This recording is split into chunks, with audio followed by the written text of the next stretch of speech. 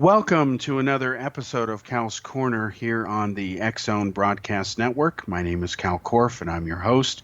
And the executive producer of the show is the one and only Rob McConnell. Folks, I'd like to thank you for tuning in once again. I always love doing the show and talking about issues, of course. And based on your feedback, I really appreciate it. It's been overwhelmingly positive. And since I am human, despite what my critics say, I always appreciate your comments one way or another. If you think I've done something wrong, let me know. If I make mistakes, I'm happy to correct them. I don't have an ego in all of this. Okay, so today we've got a show that is kind of diverse, meaning we're going to talk about several different subjects. Let's start with the ridiculous and inexcusable circus known as the United States government and the way that they try to handle budgets and decide instead they want to play dirty politics and shut down. Well, depending on whom you ask, because America is extremely polarized, it's probably been as polarized as since the time of the Civil War. Thankfully, nobody's shooting. Look at the issue of the budget shutdown here. If you believe the Democrats, it's not their fault. Now, I expect that excuse from Democrats because it's never their fault. It's always someone else's fault. The Democrats like to believe that they're perfect and pure and always have your interests in mind, which is nonsense, but that's their shtick. The Republicans say it's not their fault either. Again, same comment. They believe they're always working on behalf of your interests, and while that's not always true either, we are stuck with the two parties as long as the American people refuse to do anything to solve the two-party stagnation that has continues to implode the great country of the United States of America. So, back at the Democrats, you have to remember here that a few days later, as in after the weekend passed when the government was shut down, suddenly the Democrats were like, okay, fine, we'll go along with this. And the reason the Democrats said that they refused to support the initial funding package that was supposed to be passed and was agreed to in principle was because they weren't getting the deal they wanted on handling immigrants. And of course, the Democrats love to pander to the immigrant base of their party because it's vote bank politics, as they would say in India. And the Republicans, of course, have to walk a fine line regarding immigrants because if they appear to come across as too hard and some of those immigrants end up voting, they're going to vote overwhelmingly, about 80% of them do anyway, for Democrats. But what is interesting is when Donald Trump was elected president, just enough immigrants voted for Trump, and that means they voted against Hillary Clinton. And I'll give you one example of a demographic group who did this: Cubans. In other words, a lot of Americans who are either naive or they're racists, let's be honest, they like to dismiss Latinos as being all some homogenous group, like they're all the same. You know, if you believe in the racist claim that, Mexicans are lazy or whatever, which is not true, it's wrong to paint any group with such a broad brush. It is racism. There is a distinct difference between people from Mexico versus, of course, from Cuba. So a lot of Cubans who have escaped the hellhole known as Communist Cuba, again, created under a former communist dictator Fidel Castro, who thankfully, in my opinion, I'm glad he's dead. I don't have any sympathy for any communist dictator at all. They don't like illegals in the country. They're very pro-American, and a lot of them support the Republicans because they think that's what the Republicans stand for, patriotism. They don't like the Democrats because they think that the Democrats are too left-wing liberal. That's very different from, say, the West Coast in California, which is known as liberal land. And of course, California still can't figure out what it wants to be when it grows up, if ever. I predict it won't. In fact, you have entire counties who want to secede from California because they're tired of the so-called tyranny in our democracy, and that's ridiculous. There isn't tyranny. These guys aren't suffering. It's just a group of liberals who want their own utopian idea of paradise, their own state, and because they don't agree with other people in California, they'd rather not participate in trying to find a consensus and work together in a thing called unity, hello. Instead, they just want to go off and form their own unicorn-type nation and there will be a chicken in every pot and peace forever. In fact, some of these morons, and I have to call them that from a scientific standpoint, who think that they can just break away and start their own state, they've even said they don't even need a military. Can you believe they're that out to lunch? Yes, they are. Anyway, I predict the secession movement will fail. That's my prediction. However, I'm not an expert on this thing. I always tell people I'm not psychic. That's just my reading of what I think are the facts. So, getting back to the issue of the government shutdown, the government did shut down for a few days, and it happened to occur. I don't believe this is a coincidence for 1 minute. There's no such thing as coincidences. There is instead always cause and effect. It occurred over the 1 year anniversary of Trump's being sworn into office. Gee, how timely for the Democrats. And of course, women took to the streets and protested again 1 year later over the Trump administration and remarks that Trump had said about women in general, about grabbing their private parts about 11 or 12 years ago. They still think that's fair play.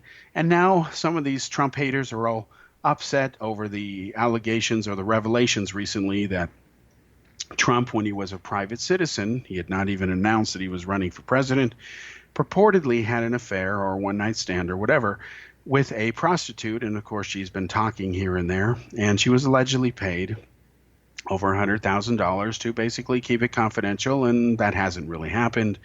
But, you know, these same people that are upset over Trump having a extramarital affair, it's no secret that he's done that. In fact, Trump's wife, when he was running for president, openly talked about that. I read those interviews in some different publications, and of course they almost divorced over it. That's understandable. But she has forgiven him, and according to her, he's remained faithful since then. Now, what they do in their own private marriage and their life is their business. Let's be clear.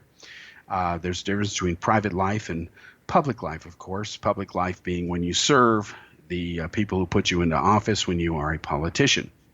What I find hypocritical, however, and inexcusable, but predictable, is that the same Trump haters, who many of which are pro-Clinton, they support Hillary and Bill Clinton, where were they years ago when Bill Clinton, when he was president, not when he was a private citizen, but when he was president, was busy being serviced sexually by Monica Lewinsky in the Oval Office of the White House?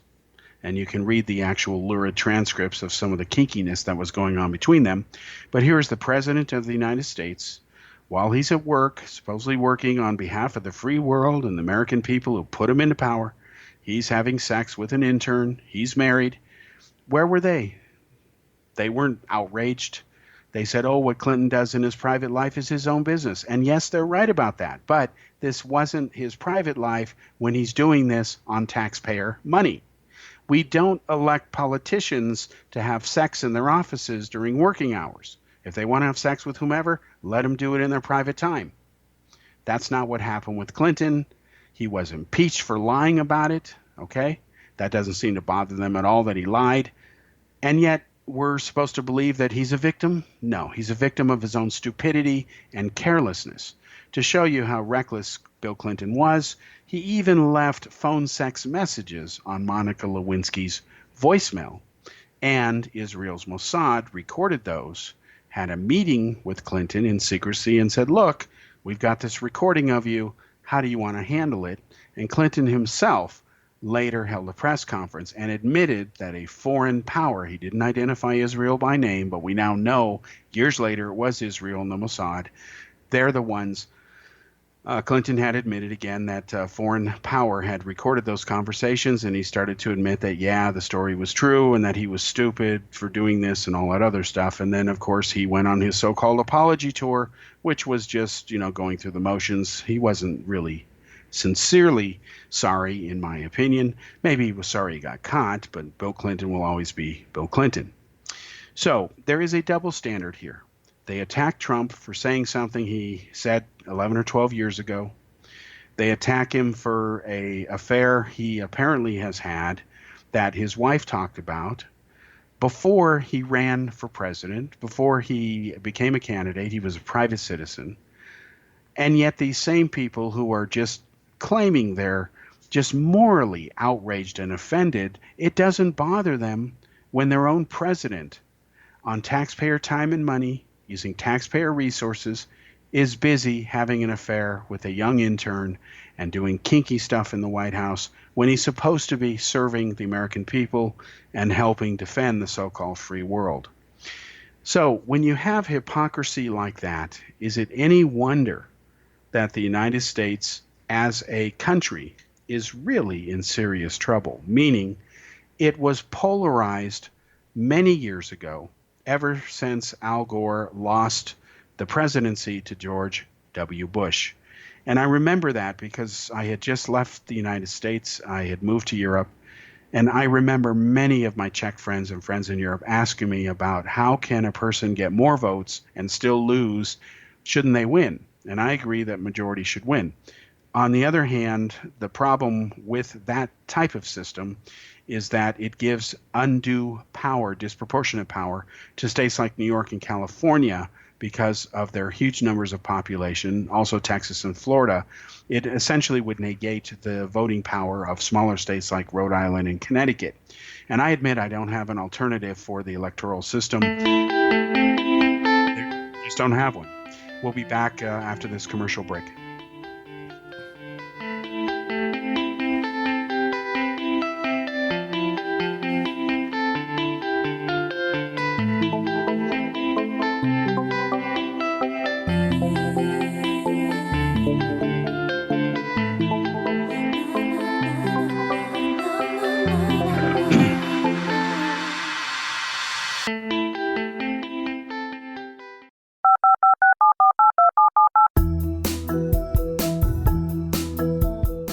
Did you know that when you're on the road with limited data or Wi-Fi, you can still listen to the X-Zone Radio Show with Rob McConnell, The Science of Magic with Gwilda Wiyaka, X-1, Dimension X, Space Patrol, and every minute of the X-Zone Broadcast Network by calling 213-401-0080, courtesy of Audio Now. No smartphone, app, or internet needed. It saves your data plan and it's free if you have unlimited minutes. Call 213-401-0080 to listen on any phone, anytime, anywhere. Remember 213-401-0080 for the best of the paranormal, parapsychology, and sci-fi radio programming anywhere, 24/7, 365. Gwilda Wiyaka's latest book, The Science of Magic, Book of Mysteries, Volume 1, is the first book in a series based on her writings that open every episode of the Science of Magic radio show. Drawing on the subject matter of each guest, and armed with over 40 years' experience in shamanism, 35 years in alternative health, and degrees in psychology and religious studies, Gwilda introduces relevant and leading-edge information that supports spiritual evolution and personal empowerment. Rich with wisdom and inspirational quotes packaged in digestible segments, this is a book that will pull you from cover to cover. It will also serve as a daily inspirational reading for years to come. The Science of Magic Book of Mysteries, Volume 1 is available at our website, tsompublications.com, amazon.com, and wherever fine books are sold. Back in Victorian England, a famous theologian posed a perplexing riddle. Why are the two top personalities in the Bible tagged with the numbers 7 and 11? Academics agree the answer is found in the stunning discovery of a hitherto secret Bible structure explained in a new book called The Genesis Grid. The discovery is so simple that preschool children could illustrate it. Certain claims are hugely controversial and may offend some, but at the X-Zone, we've studied this awesome new book and agree with one expert, and I quote, "These discoveries appear to be beyond coincidence." So who or what hid this wonderful pattern in the Bible, and what might they do next? Find out more, X-Zone Nation, and read reviews on www.genesisgrid.co.uk. That's www.genesisgrid.co.uk.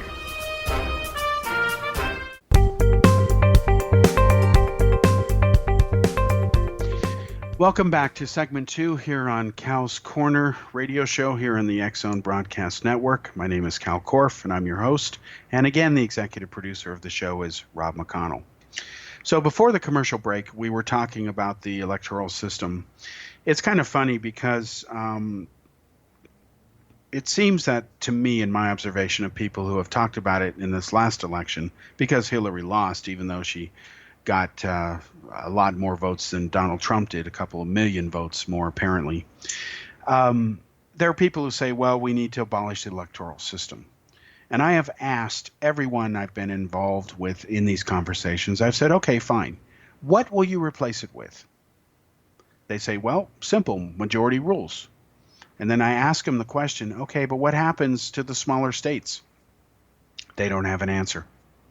See, that's the point of the electoral college system, is to balance and try to prevent a disproportionate number of people who live in very populated states like California, New York, Florida, and Texas from essentially controlling the whole country. Because if the electoral system was not there, we might as well call ourselves the United States of Texas, California, New York, and Florida, because all the other states combined wouldn't matter, because it would be majority rules and that's it. So I have told people who are angry over the fact that their pet politician lost, Queen Hillary in this case, get over it, and why don't you try to do something productive and come up with a system that still gets you the protections to keep it fair that you can replace the electoral college system with. And guess what they do? Nothing, because they haven't come up with anything. Doesn't seem to be anything. Now, when I've been asked that question, well, what would you do? You know, I used to believe that the answer was very simple, that, yeah, we should be majority rules. That was many, many years ago, last century. But in my opinion, I was naive and I hadn't thought the issue through. I also don't profess to be an expert on it. And when I look at the demographics of how Trump won the election, he won it because Hillary lost it. She made a point to do stupid things, like she never campaigned in the state of Wisconsin, ever. And she had never won that state. She lost it to Barack Obama when she ran for president the first time. She lost it to Bernie Sanders, even when she essentially had the nomination locked up for her party. That takes special talent. And then, of course, she lost it to Trump, and she didn't bother campaigning there. You would think that, gee, if I know I have to win a state, I really should go there and try to win it rather than just ignore it. But, that's Hillary Clinton for you. And yet her proponents, and Hillary likes to stress how she's such a qualified candidate and makes the best decisions. Well, my answer to that is look at Syria. That's real sign of her genius. Anyway, so as I've told people, I support the EC system only because I don't know of any other way to do it. And I'm not an expert on this stuff. Maybe somebody someday will come up with something better. But until they do, the lesson that the Democrats must learn, and they're not, they're Democrats. That's why I call them Dumbocrats a lot of times, because they do dumb things. And I think that's a scientifically accurate explanation. When you look at that party, it is so schizophrenic. It's like a bunch of Keystone cops. They don't know what they want to be when they grow up. You've got Perez, who heads the party. He's Obama's sock puppet. You've got the Obama Democrats, who don't really like the Clinton Democrats. They've just had a tough love relationship. Then you've got the Clinton holdovers, because Hillary herself is just keeping involved enough so that if she sees another opportunity to run for president one more time, despite the fact that the American people have rejected her twice now, okay, based on our system, she still wants that power, because that's what it's about. And I happen to know somebody who grew up with the Clintons, was best friends with Bill Clinton's brother, and he's told me all kinds of stuff, and he's a wonderful gentleman. He's never lied. And I also worked with him as a colleague for years. We're still in touch. And he told me the truth many years ago that there was a deal made between Bill and Hillary Clinton that basically once he finished being president, that it would be her turn. And that was the deal they made. And in exchange for that, she wouldn't divorce Bill Clinton. And this was the settlement that he says that they came to, and others have since then, after the Monica Lewinsky scandal. I'll never forget one time when I was told this. I didn't believe it. I was skeptical. And what happened is I was told that basically a deal had been cut, that what would happen is Hillary Clinton, after Bill was out of the White House, would carpet bag it off to New York, do what Robert Kennedy did in the 60s, run for Senate. The party would engineer that she would have no serious opponent. And then what would happen is that she would put in just enough time to claim some sort of pseudo credibility, at least to fool the gullible who vote. And then she would run for president, and that running for president was always her real objective. And she's not the first politician to do that. There are others who go through the motions when their heart and mind are always in the White House, of course. Barack Obama is a fine example. The reason he ran for president is because he complained one day, believe it or not, to then Senator Harry Reid that he was bored. Now, Obama had no serious competitor when he ran for Senate. His Republican opponent had dropped out due to a scandal that was leaked to the media by the Democrats, of course, and that would be Ryan, the politician who resigned in disgrace. And then what happened is from the race. And then what happened is Obama, 2 years into being a senator, said he was bored. So Harry Reid jokingly told him, well, why don't you run for president then if you're so bored? And Obama did, and he won. He beat Hillary. And the rest is history, as they say. And then you have another faction of the Democrats, which are the Bernie Sanders supporters, the liberals. And then you have a fourth area where they don't even know what they want to be when they grow up. It's hard to give them a single label. So the Democrats are still struggling with that. They still engage in everything from race baiting to pandering politics. And it just doesn't work. If you ask the Democrats what they stand for economically and ask for a detailed plan, you ain't going to get one. If you ask 4 Democrats for ideas, you'll get 7 of them. That's just the way they are. Now, people attack me for being pro-Republican or pro-Trump every time I raise a criticism of the Democrats. That's how stupid and polarized this country has become. I remember when I was growing up that if I said I didn't like something, that does not automatically mean that I'm a supporter of the exact opposite. Those days are gone. If you dare criticize Hillary Clinton, it must be because you're a right-winger or a Republican or pro-Trump, even though you aren't. In my case, I'm not. For the record, for the umpteenth bazillion time, I have never voted Republican. I do not support the Republicans. I often call them Rethuglicans because, in my opinion, they do things to hurt ordinary people, not just Americans, but people as human beings. I don't like it when they cut off free or inexpensive birth control for people. I think responsible birth control is a responsible thing to do. I don't think the Bible belongs in the classroom on an equal basis with evolution. One is science, the other is faith, okay? I don't believe that you should be forced to say the Pledge of Allegiance in class if you don't want to. I also don't believe you're unpatriotic if you choose not to say it. It's an individual choice. I don't believe that the government belongs in the bedroom. And if 2 people of the same sex want to live their lives happy with each other and they're in love, let them do it. I don't think it should be criminalized. So I am against the right-wing extremist mindset, the conservative mindset. In my opinion, the term conservative is an oxymoron. What it really means is that you're fossilized in your thinking. You don't consider alternatives. You don't adapt to change. You don't even want to hear it. You're what I call a Stone Age thinker. And having been to 27 countries now in my short life, I can tell you I've seen plenty of examples of genuine Stone Age thinking in different countries, especially in countries like India. And it really hurts more than it harms. In fact, it's always wrong, and it has never been right. So, on the issue of our system and this fighting over the budget and jockeying for position and agreeing to come to a compromise and then pulling out. Now the latest round in this circus is courtesy of Chuck Schumer, of course. He's now saying that he has withdrawn from the table support for Trump's wall, and now they're going to go back and battle each other again.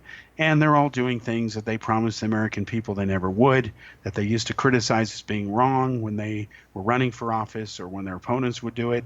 Again, it is pure hypocrisy. It continues to divide the country.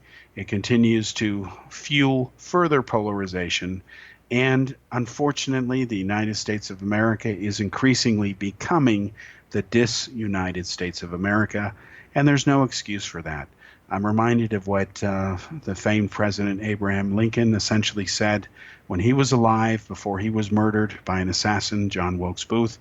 He said that America will never be defeated from the outside, but that it could very well be defeated from the inside. And he's right about that. Nobody can defeat the U.S. militarily. If Russia were to attack, it would be a nuclear exchange. The whole planet would lose. But the United States is perfectly capable of imploding and is $20 trillion in debt. And we have only two parties to thank for this inexcusable, precarious situation, which is not a sustainable path going forward. And these two entities are belovingly known as the Republicans and the Democrats. I have said since the late 1990s that Americans need a viable third-party alternative, but I wasn't dumb enough to think it would happen overnight. In fact, I don't think it'll happen at this rate in my life, maybe someday. But what we have now isn't working, and it is arguable insanity to keep doing the same stupid things over and over when we know they're going to fail, and yet we continue doing it, getting stuck in a loop. And that is yet another example of just Stone Age thinking. Stone Age meaning fossilized, doesn't mean literally millions of years ago. It simply means stuck in a loop and refusing to do what's right and making the changes that we must. Okay, we'll be back after this commercial break for segment 3.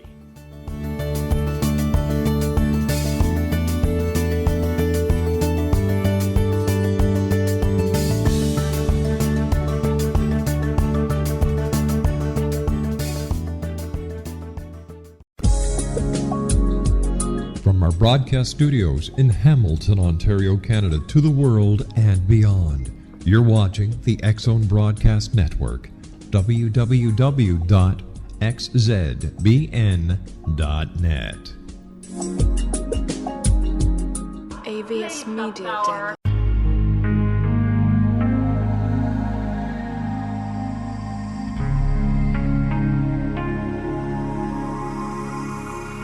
The scientist and the mystic have been on an age-old, relentless search with one thing in common. They seek truth. Their paths converge in the 40,000-year-old practice of shamanism, an ancient science delving to the quantum level of life, facilitating healing, manifestation, and evolution. I'm Gwilda Wiyaka, the founder and director of Path Home Shamanic Arts School, a unique Colorado State certified occupational school, training shamanic practitioners and teachers. We also provide classes for empowering personal lives through shamanism. Our certification classes are in week-long segments enabling international participation, and online classes and long-distance shamanic healing sessions are available. Come discover the science of magic in the limitless world of shamanism. www.findyourpathhome.com.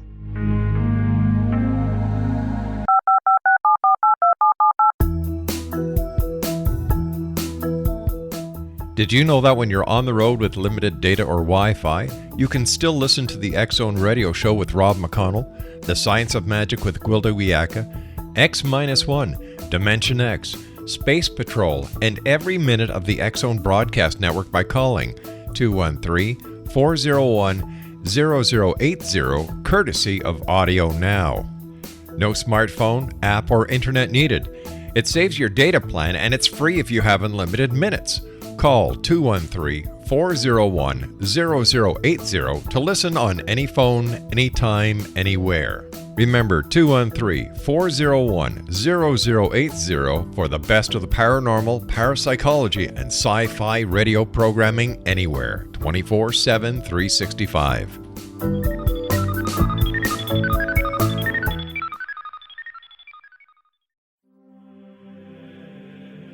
Rob McConnell here, presenting an overview for Nicholas Paul Jennings, author of a fascinating book, Amen. It presents facts revealed by Egyptologists, facts that enable us to understand why Amen is the beginning of creation of God. It provides recommendations for religious leaders of the major religions to unify their beliefs and teach the Word of God. Love one another. Amen informs people how mankind conceived God. It was the Egyptians that developed the concepts of a soul, a hereafter, and Son of God. And finally, after the worship of many gods, they conceived the belief in one universal God, the maker of all there is. For more information, visit www.futureofgodamen.com. That's www.futureofgodamen.com.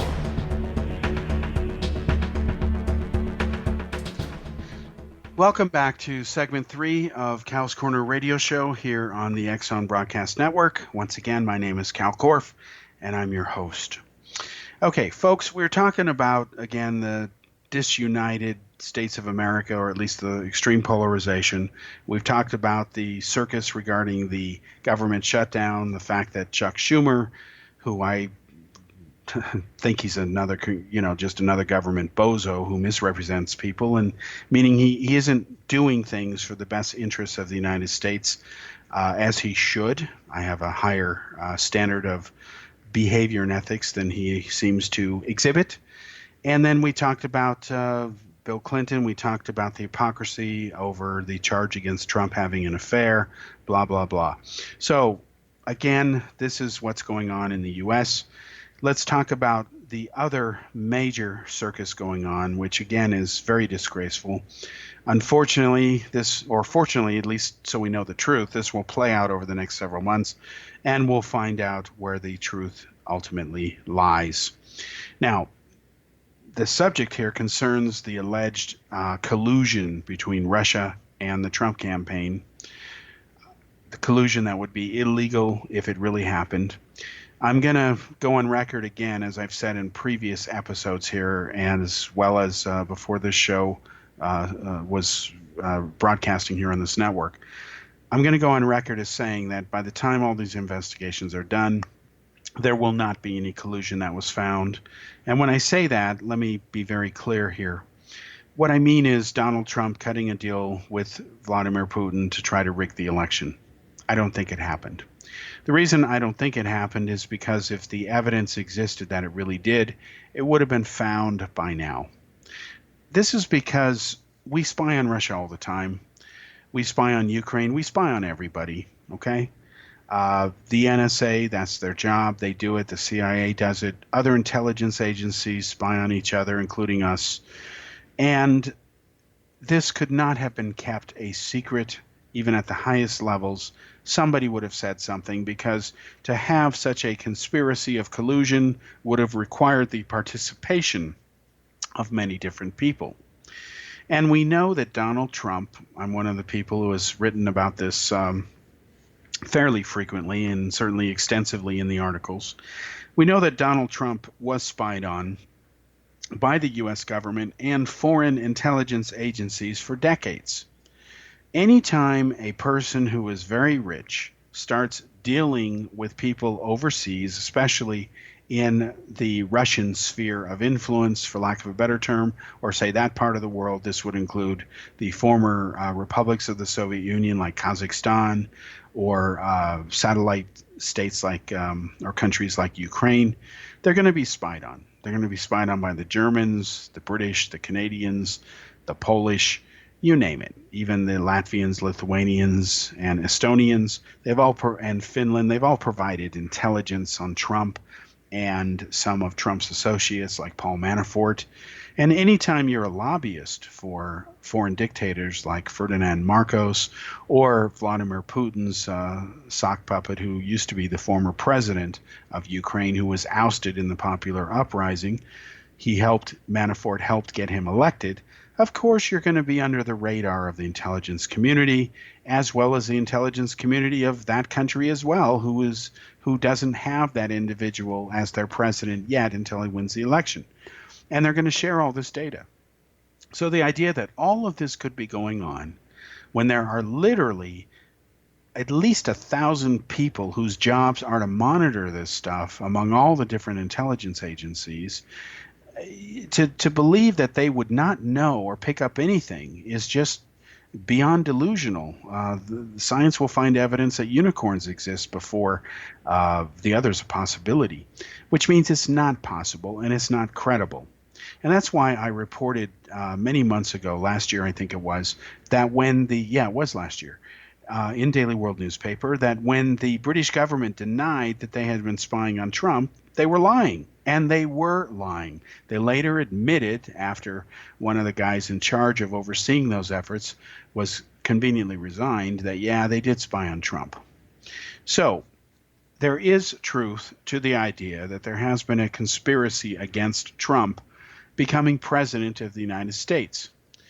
That conspiracy likely exists for a couple of reasons, one of which is Trump is an outsider. He is a Republican because he didn't want to run on the Democratic ticket.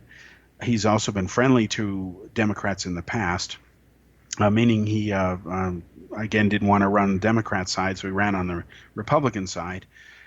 But he's an outsider. He's not beholden to anybody. As far as the good old boy network that usually picks a candidate or at least grooms them to be president or senator or congressman, once you join the fraternity known as the Democrats and the Republicans. And he's also very unorthodox, and a lot of people just don't like him. They don't like him when he's very blunt. They don't like him when he tells the truth on things, and they certainly don't like him when he lies, and he does lie a lot.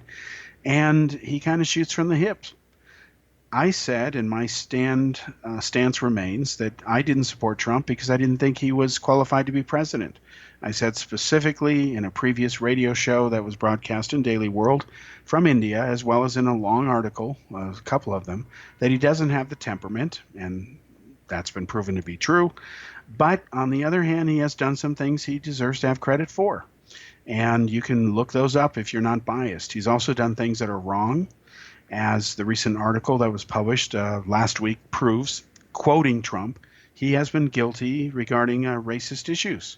He has settled with the Justice Department on some of that when the Trump Management Corporation was denying renting to people who were black or Hispanic.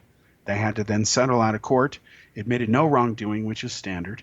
And then, of course, he was penalized, paid a $200,000 fine from the state of New Jersey via their oversight boards for casinos there, because he had moved a black person away from a table because a high-rolling gambler who would lose his money to the house didn't want blacks handling the cards. And then Trump said he'd rather have Jews count his money than black people because black people are lazy. It's not their fault. These are all quotes you can look up that Donald Trump said. And that, of course, is racism. Racism being defined that when you stereotype somebody and say, well, all blacks are lazy, all Jews are greedy, all Catholics molest little children, that's racism, okay?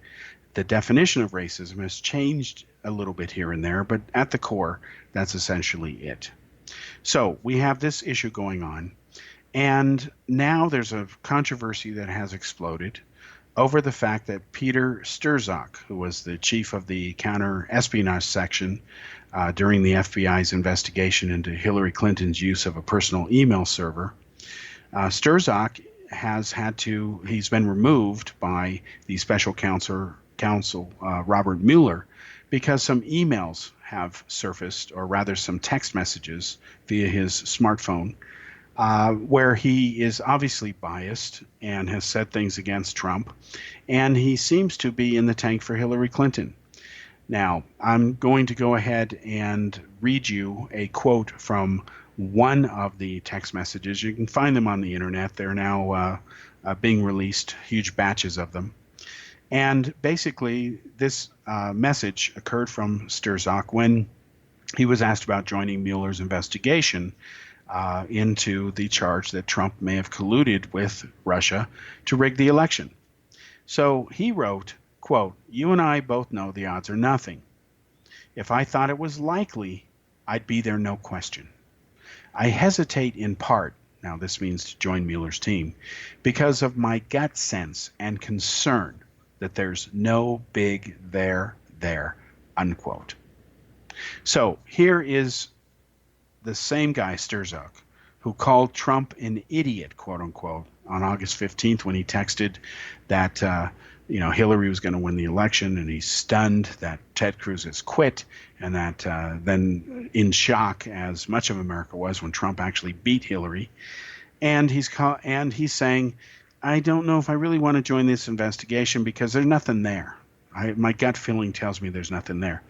But yet he joined the investigation anyway, and then was kicked off of it, which was the right thing to do, to remove him, because you can argue that he was biased. In fact, his text messages are so biased against Trump and so pro-Hillary. They reek of a cover-up and this not being fair and impartial, that they may jeopardize Mueller's entire investigation and get it stopped or shut down. And then what do? Do you pick someone else to lead it and pick up the ball? Probably not at this point. Now, we have to separate the issue of Trump colluding with the Russians from the situation of Paul Manafort, who's been accused and formally indicted now for money laundering. That's a separate issue. And we must remember that Manafort did not work for Trump at that time. He was not involved in his campaign. It's not surprising money laundering happened, because when you look at the Kazakhstanis, the Ukrainians, Putin, and anybody who's involved in those circles, you're going to have money laundering, because that's what they do. And that is historically true, based on convictions that have been handed down around the world for such behavior. So it's no surprise there, okay? And it is no surprise that money laundering has happened in Trump Tower. There have been tenants in Trump Tower who, without the knowledge of Donald Trump, let's be clear, have engaged in money laundering, and that's a matter of public record, and people have been convicted for that. Well, a landlord may not know everything that's going on. They're not psychic. That doesn't mean the landlord is guilty. And in the case of Trump, you had Ukrainians and Russians doing money laundering. They rented offices from his properties. That does not prove that Trump knew about it, and it does not prove that he was involved. And if Trump was guilty and involved in all of this, you would like to think that the government by now would have nailed him, because they've been spying on him for years, but they didn't. So that should tell you that the case for Russian collusion is pathetically weak. We'll be back after this commercial break.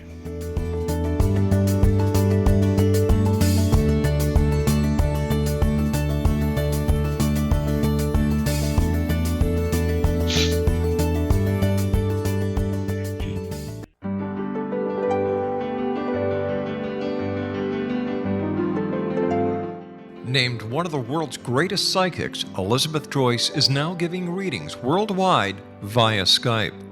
Elizabeth Joyce is recognized for her clairvoyant ability to help find missing persons, her analysis of dreams, past life regression work, mediumship, and her accurate predictions. Elizabeth has been a frequent guest on the X-Zone radio show with yours truly, Rob McConnell, now for several years. For an appointment with Elizabeth Joyce, call 201-934-8986 or Skype at elizabeth.joyce. And for more information, you can always visit Elizabeth Joyce online at www.new-visions.com.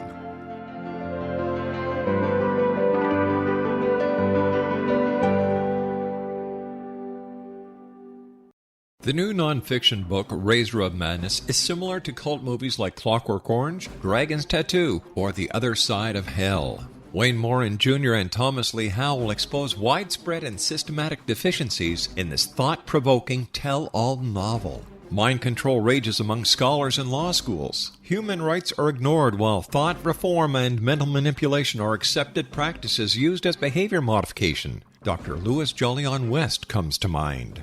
Media and public scrutiny shows that United States mental hospitals are in fact destructive murder industries.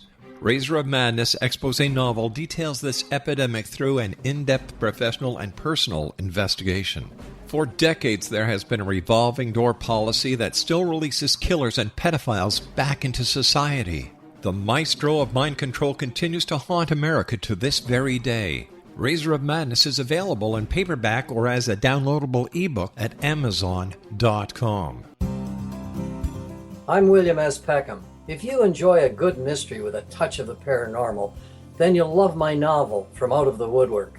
It's the story of a young Toronto contractor, Sean Kennedy, who buys derelict homes, guts them, and turns them into multifamily dwellings. Slums just waiting to happen. When Sean buys 29 Livery Lane, the house fights back. Former owners unexpectedly come out of the woodwork as he starts the destruction. The apparitions come to him when he touches old books, reads hidden letters, rummages through old boxes, finds a locket, or reads a discovered manuscript of a murder mystery.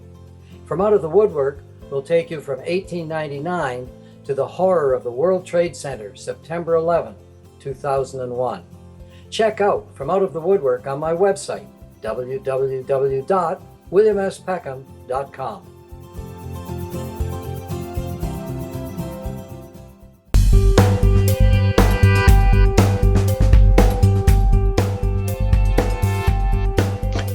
Welcome back to the fourth and final segment of Cal's Corner Radio here on X-Zone Broadcast Network. My name is Kal Korff, and I'm your host. And once again, the executive producer of the show is Rob McConnell. Well, we're in the fourth segment here, the final stretch. As I have said a few times before, for me at least, time flies very fast when I'm doing the show. Hopefully it goes by quickly for you too. Otherwise, that would mean you're not having a good time. And of course, I want you to have a good time. So, as we talked about, these text messages now, thousands of them apparently, are coming out from Peter Strzok. He's now been transferred within the FBI to the Human Resources Department, which means he's being punished.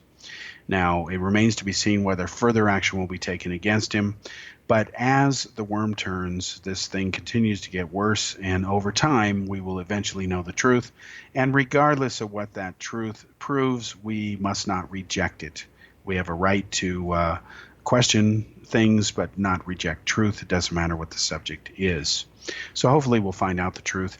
One area that's going to be very interesting is apparently there's about 6 months worth of messages missing. And this happens to be during the time when members of the Obama administration, such as Samantha Powers, were arguably abusing their authority and trying to get intelligence to use against Donald Trump and to try to nail him for things that they thought he might be doing, but it turns out he didn't do them, at least based on the evidence so far. And if they've abused their authority, that's wrong. It's criminal, actually. But of course, nobody does anything. And this has happened before in the Obama administration. Not only has James Clapper, the former director of National Intelligence, he's actually outright lied under oath. And he later apologized for that. But did he go to prison for it? Was he sanctioned? Was he fired over it? No. You see, this is where claims of deep state come into power. And if you look historically at agencies like CIA and NSA, they're hardly ever held accountable, especially the NSA, because at the end of the day, what can you do? Do you shut them down to penalize them? No, because if you do that, then you jeopardize the safety and security potentially of the United States and other countries as well, because many countries depend on the intelligence gathered from the United States to help them. They can't afford and don't have the technology that we do. And that's why we have these sharing agreements with many different countries, because it's the best way to get things done. So it's a very fine line to walk. And we now know that this claim, oh, please trust us, doesn't work anymore because they violated the trust. They have broken the laws. But when the foxes are guarding the hen house, it's not surprising that a couple hens or chickens disappear. Now let's switch to another issue real quickly, and this is the gay rights movement and what's been going on with that. I promised last week that we would talk about some of this, so let's go ahead and get into it. Now, I will tell you that having worked at Apple for many years, you may remember that Apple, the world's largest company now and the most successful in the history of the human race, they're about to reach a $1 trillion market cap, which is just incredible. You remember their logo used to be 6 different colors in the shape of an apple with a bite out of it. And those colors would be green, yellow, orange, red, purple, blue. And Steve Jobs had agreed to that logo. He liked it because it was supposed to signify the different colors that the monitors could display back then, that they were color. The reason those colors were chosen had nothing to do with trying to be inclusive of everyone. It was trying to be the opposite of, say, Big Blue or IBM, where their logo was just blue, and their logo was 3 letters, IBM. So when I first saw the gay flag with its colors, which are red, orange, yellow, green, blue, purple, and light purple, it reminded me of the Apple logo plus a few extra colors, because most of the colors in the original Apple logo are used in the gay flag. So I talked to some people who were gay, and I said, "What do these colors mean? I don't understand it." And they said, "This is to show the world that we're inclusive of everybody." Now, I had to shake my head over that because while it's a nice idea, I don't think it translates logically, and I'll tell you why. Look at the colors: red, orange, yellow, green, blue, purple, light purple. Now, do you know any red people? Well, you might say Native American Indians, so called Reds. But if you go there and say that, aren't you being racist? Depends on who you ask. Do you know any people who are orange? Well, maybe Oompa Loompas, but they don't exist from the movie Willy Wonka. Do you know yellow people? Well, maybe you say yellow because you refer to the Chinese or the Japanese or the so called yellow race, but aren't you being racist when you say that? Do you know any green people? Well, maybe Martians, assuming there are Martians, little green men, but aren't you being racist to them if they really exist? Even Vulcans, they have green blood, but they don't exist. They're not green. What about blue? Do you know any blue people other than people who are sad and blue is a metaphor for people? Do you know any purple people? Well, they're supposed to be purple people eaters, if you believe the song from, what was it, 60s or something. And light purple? No. So, for a flag that is supposed to be inclusive, to represent people across the spectrum, assuming the colors have any correlation to a race or a type of people, most of these colors don't match any life forms on the planet. Certainly people, they don't. If you think again, yellow refers to Japanese or Chinese. I've met plenty of Japanese and Chinese, and they don't look yellow to me. Maybe I'm colorblind, but they're not yellow. Just like Indians aren't red. They're dark skinned, but they're not red unless they go get a sunburn. So the point is, it makes no logical sense to me.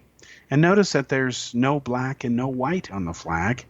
White people exist. That's what we call them. And of course, black people, that's what we call Africans, right? Blacks. They're not on the flag. So how can you be inclusive if you don't have those colors? Makes no sense to me. Well, I'm not the only one, it turns out, who feels this way. It turns out that in June of 2017, there has been an internal rupture within the gay, lesbian, bisexual, transsexual movement. Transsexual, not transactional, sorry. It concerns the issue of the colors of the flag. They think they're wrong.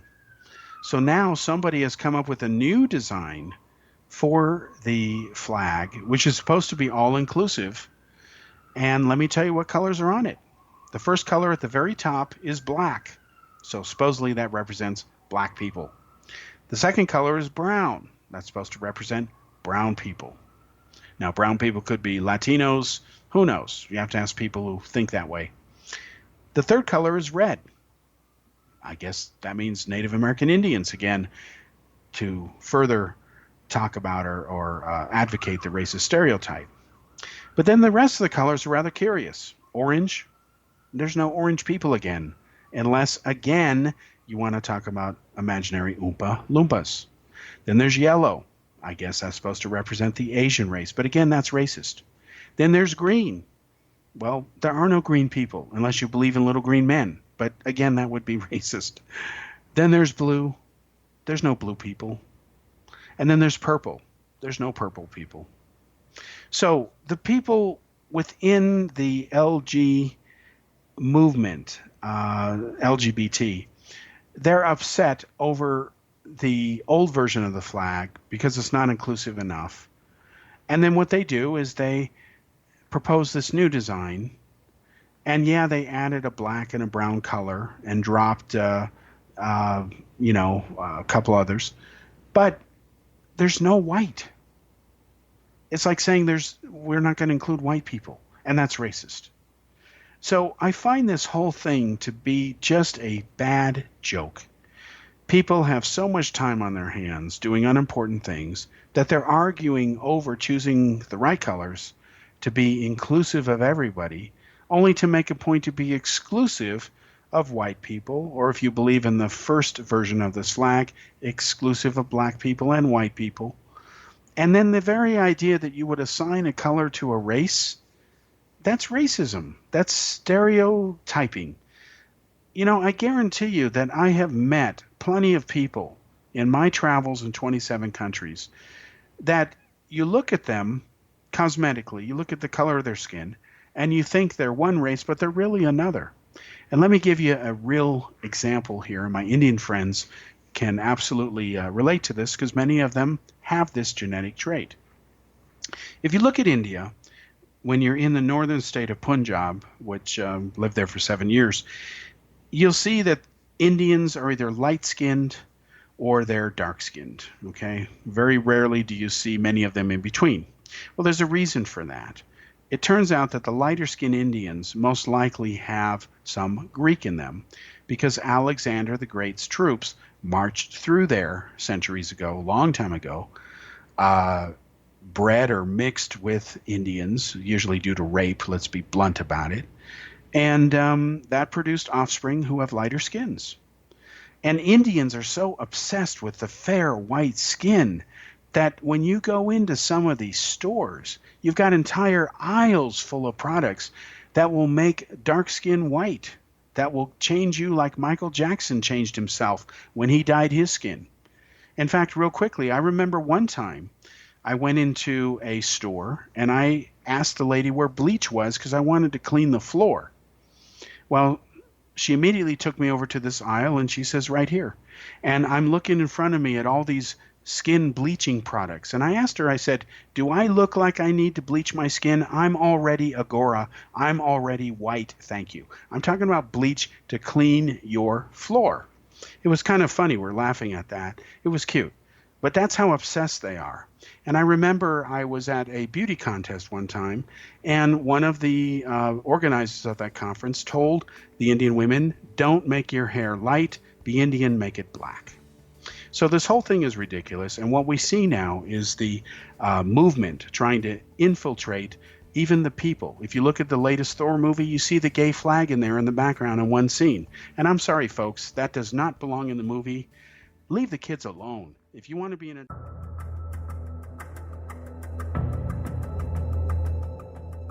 Modern Esoteric, Beyond Our Senses by Brad Olson, consummates the lifeology story about where humanity originates. It is the lost continents, the primitive wisdom, the mythos of creation, and the rethinking of ancient history as we are taught in academia. There is much more to the story than what we have been told. As this is the first book in the Esoteric series, Modern Esoteric starts at the beginning of time and accelerates up to this modern age. Future Esoteric is book 2 in the series and takes a forward-looking position ahead of today with an open and honest examination of the ET issue and various unexplained phenomena. To discover the writings of author Brad Olson, visit www.bradolson.com. That's www.bradolson.com.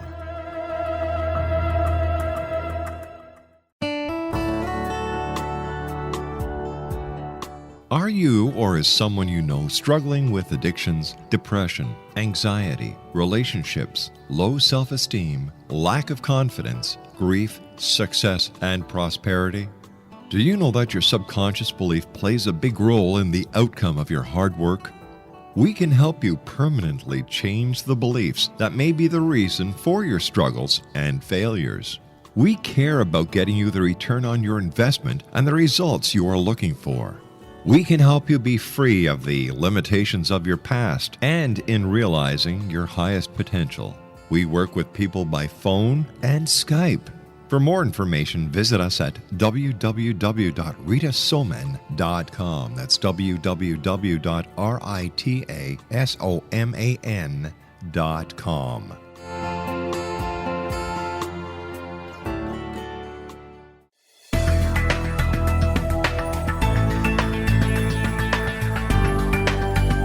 Do you think you have energy problems in your home? Do you feel better when you're away than when you're home? Joey Korn is a global leader in the world of dowsing who specializes in personal energy clearing and space clearing. He can help you create an ideal energy environment in your home no matter where you live in the world. Learn about his remote spiritual house cleaning services and much more at www.dowsers.com. You can get Joey's book, Dowsing, A Path to Enlightenment, as well as other dowsing books and tools, Kabbalah books, and Walter Russell books. Joey's work is really amazing. Go to dowsers.com right now. That's DOWSERS.com or call 1-877-DOWSING. That's 1-877-369-7464.